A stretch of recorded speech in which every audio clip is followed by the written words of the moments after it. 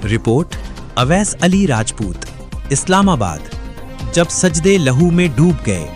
तसनीफ हिजाब तुफैल, बानी व chairperson Pakistan women media council PWMC, chief executive Roznama Khuli Baat Lahore. Islamabad वो शहर जिसे हम ताकत, तहफ़्फ़ुज़ और हुकूमती इख्तियार के भरोसे की अलामत समझते आए हैं, गुज़िश्ता जुम्मा एक बार फिर अपने ही दावों के मलबे तले दब गया।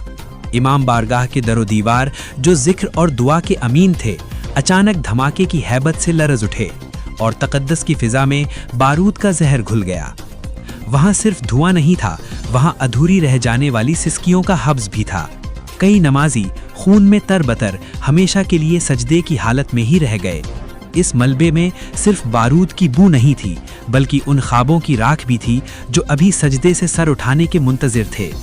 वहाँ कहीं फर्श पर किसी बूहे की टूटी हुई ऐनक पनी थी, कहीं एक मासूम बच्चे की खून आलूद जूती रह गई थी, और महराब के पास वो तस्बीह बिखरी हुई थी जिसके दानों पर अभी अम्न का विर्द मुकम्मल होना बाकी था। इब्तदाई इत्तलात के मुताबिक कई दर्जन के करीब नमाजी शहीद हुए।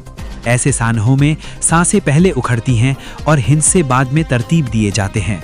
यहाँ जनाजे गिनती के मोहताज नहीं होते और सच अक्सर बयानात की धूल में कहीं गुम हो जाता है। हमने लाशें तो गिन ली, मगर उन खाली कुर्सियों और खामोश दस्तरख्वानों का हिसाब कौन देगा जहां अब कोई लौटकर नहीं आएगा। ये हमला किसी एक मसलक या अकीदे के खिलाफ नहीं, बल्कि पाकिस्तानी होने के तसव्वुर पर था। वो जालिम हाथ जो इबादत गाहों की पाकीज़गी को खून से नापाक करते हैं, वो दरअसल इंसानियत के माथे पर बदनुमा दाग हैं।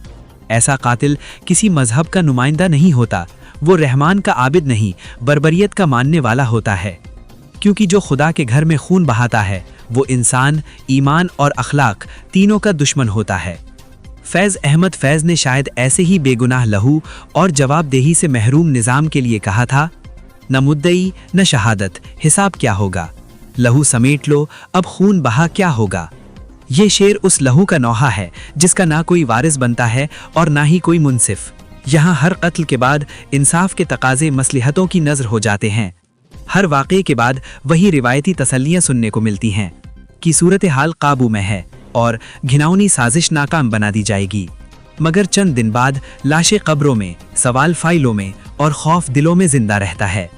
क्या हम वाकई एक ऐसे निज़ाम में सांस ले रहे हैं जो सिर्फ सानहे के बाद हरकत में आता है? ये वही दारुल हुकूमत है जहां सिक्योरिटी के बुलंदो बांग दावे अमली मैदान में अक्सर अधूरे दिखाई देते हैं और इंतजामी वकार हर धमाके के बाद एक नया बयानिया बनकर सामने आता है। हमारा हिफाजती ढांचा और मुतल्लिका इदारे वाक़े के बाद तो निहायत मुस्तैद नजर आते हैं, मगर ज़रूरत इस अम्र की है कि ये मुस्तैदी वाक़े से पहले नजर आए। ये महज इत्तेफाक नहीं, बल्कि निज़ाम की उन खामियों का तसलसल है जिन्हें हम बार बार नज़रअंदाज करते हैं। दहशत गर्दी का पौधा बारूद की ज़मीन में नहीं, बल्कि हमारी मसलिहतों और इज्तिमाई खामोशी के माहौल में परवान चढ़ता है। जब हम मसलिहत की चादर ओढ़कर खामोश हो जाते हैं तो दरिंदगी को हौसला मिलता है।